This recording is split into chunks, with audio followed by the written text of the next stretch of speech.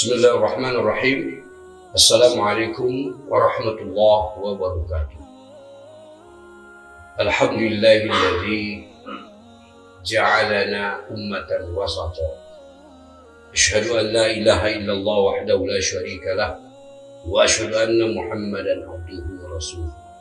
Allahumma shalli wa sallim ala sayyidina Muhammad wa ala alihi wa ashabihi ajma'in.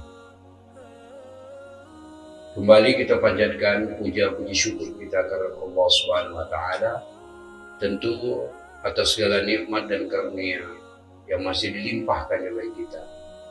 Semoga kegiatan virtual studio MUI Kota Pematang Siantar berkontribusi positif bagi kebaikan kita bersama. Salat dan salam keharibaan junjungan Nabi besar kita Muhammad sallallahu alaihi wasallam. Kaum muslimin wal muslimat rahimakumullah. Saudaraku, belakangan ini sebagaimana kita sudah maklumi, materi moderasi atau wasatiyah itu begitu viral secara nasional, dilakukan dari berbagai dimensi. Dalam kesempatan ini kita juga akan bicarakan tentang mengapa kita harus berwasatiyah atau mengapa kita harus bermoderasi.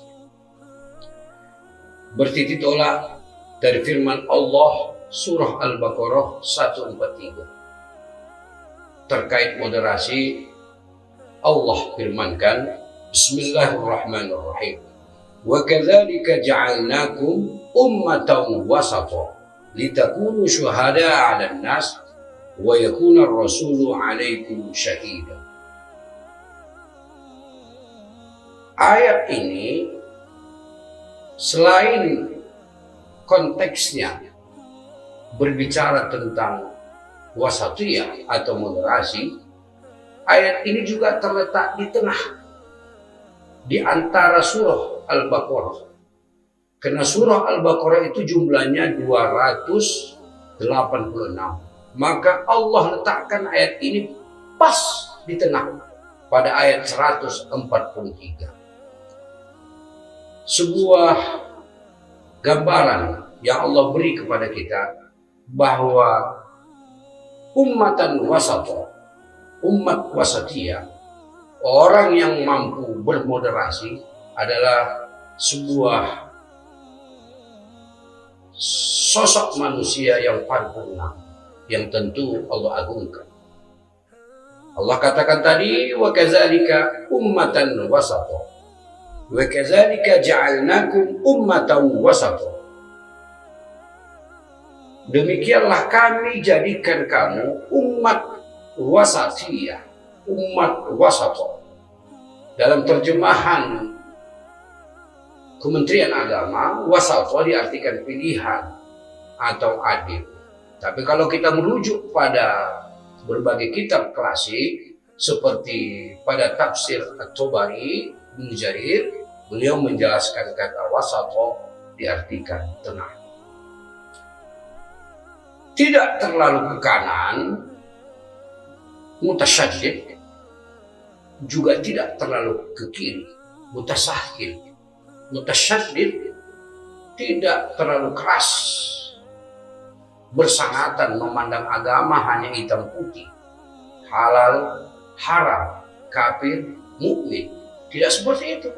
Atau tidak terlalu kiri, ekstrem kiri. Sangat memudah-mudahkan. Bahkan terkesan agama itu melemah nilai esensinya. Tapi kita harus jadi orang yang letaknya di tengah, wasatiyah. Gambaran umum kata-kata wasatiyah itu kita lihat aja dalam istilah permainan sepak bola, ada kita butuhkan seorang wasit. Wasit itu memiliki dua tugas. Pertama, secara posisi dia harus di tengah, tidak di kanan, tidak di kiri. Yang kedua, wasit juga harus mampu menengahi, memberikan solusi terhadap berbagai problem permasalahan antara kiri dan kanan. Jadi kita harus seperti itu, menjadi manusia-manusia yang berdiri sebagai wasit secara sikap dan perilaku yang moderat. Kaum muslimin, muslimat rahimakumullah, saudaraku, sikap manusia ini sebagaimana kami sebutkan tadi, terkadang terlalu keras, terkadang terlalu lentur. Itu pastilah kita lihat dalam kehidupan sehari-hari. Lalu, mengapa kita harus bermoderasi? Hemat kami berpendapat, yang pertama, orang yang hanya bersikap satu dimensi, one approach, pendekatannya cuma satu, itu cenderung untuk bersikap kanan yang sangat keras. Sementara orang yang memiliki sifat multi approach tanpa meletakkan posisi masoduri ahkam atau sumber hukum dalam skala prioritas, itu akan menyebabkan seseorang mutasahil, terlalu longgar memandang kehidupan ini terkait dengan keagamaan. Ada kesan semacam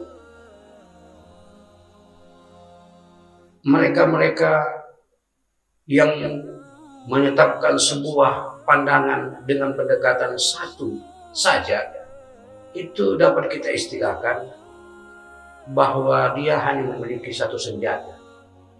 Kalau dia punya martil, maka semua dianggapnya paku. Semua harus dimartil. Atau meletakkan senjata yang salah. Kapa untuk mencukur, silet untuk menebang pohon. Kita sebagai umat wasatiyah harus memiliki multi dimensi, multi approach pendekatan, menetapkan sebuah hukum dengan pendekatan-pendekatan yang lebih merata, memandang segala lini kehidupan. Alasan pertama, mengapa kita harus bermoderasi, bahwa kita harus pahami tidak ada satupun di muka bumi ini yang tidak diciptakan oleh Allah Subhanahu wa Ta'ala. Creator of God. Bahwa semuanya itu adalah ciptaan Allah. Kalau kita sadar bahwa kita, lingkungan kita dan apapun di langit dan di bumi ini adalah ciptaan Allah, maka sikap moderasi yang pertama harus kita letakkan adalah rahim, kasih sayang. Kita harus tebarkan kasih sayang kepada siapapun sebagai manifestasi bahwa kita menghargai ciptaan Allah. Yang kedua, bahwa segala sesuatu ini tidak ada yang mutlak. Tidak ada.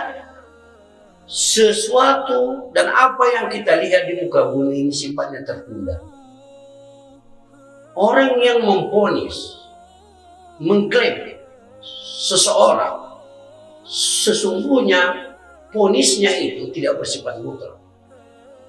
Hari ini ya seperti ini, entar 1 jam, besok, bulan depan, pasti terjadi perubahan. Kalau kita sudah memiliki sikap wasatiyah, maka kita harus menerapkan sikap bahwa melihat sesuatu tidak ada yang mutlak. The change is absolute. Hanya perubahan yang mutlak. Tidak ada sesuatu yang mutlak. Oleh sebab itu, kalau kita tahu bahwa segala sesuatu tidak mutlak kecuali perubahan itu sendiri, mengapa kita harus membenci? Mengapa kita harus galau dan kecewa terhadap diri kita sendiri? Terhindarlah orang-orang yang memoderasi terhadap sikap-sikap tersebut.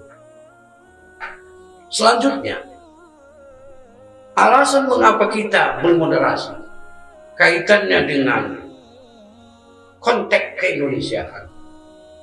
Indonesia ini eksis dengan skala moderasi yang tinggi. Berdirinya Indonesia oleh founding father kita itu diawali dari sikap yang moderat. Oleh sebab itu, kita sebagai generasi pengisi kemerdekaan harus tetap mempertahankan sikap-sikap moderasi yang telah diterapkan oleh founding father kita.